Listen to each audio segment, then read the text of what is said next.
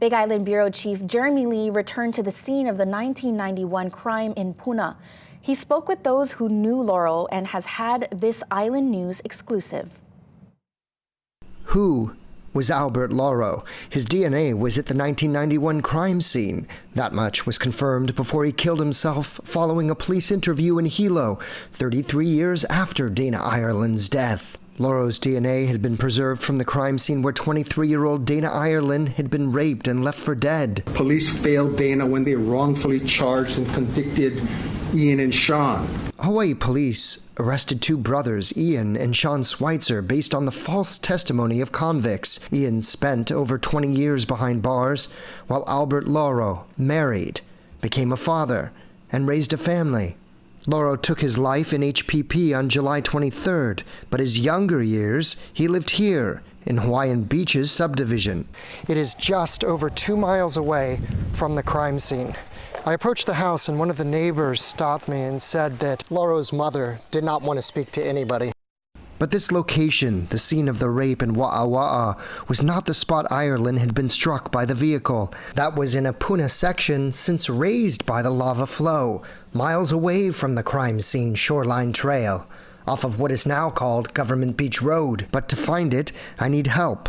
A retired fisherman watching his grandchildren while they fish tells me he'd fish here for decades. And Albert Lauro would too. No, I was just kind of shocked because I knew that brother when I used to throw net with him.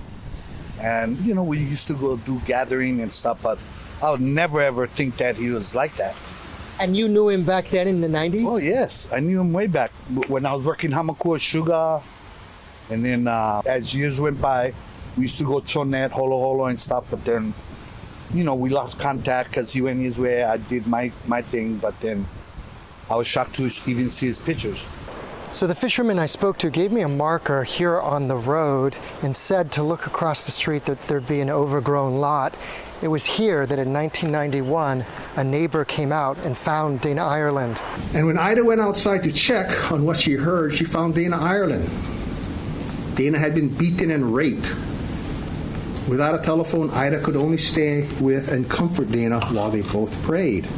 According to statements made in court, it took 1 hour for a police officer to arrive at the remote location in 1991. And when he did, it was revealed he didn't have a first aid kit. So another hour elapsed with a neighbor waiting with the officer and a bleeding Dana Ireland until somebody arrived to transport the 23-year-old to Hilo Medical Center.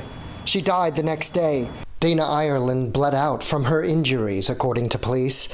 The investigation is ongoing, so many seeking some kind of certainty. For Lauro's mother, there is none. I returned to speak to her, but she declines to say anything on camera, only that she can't believe any of it.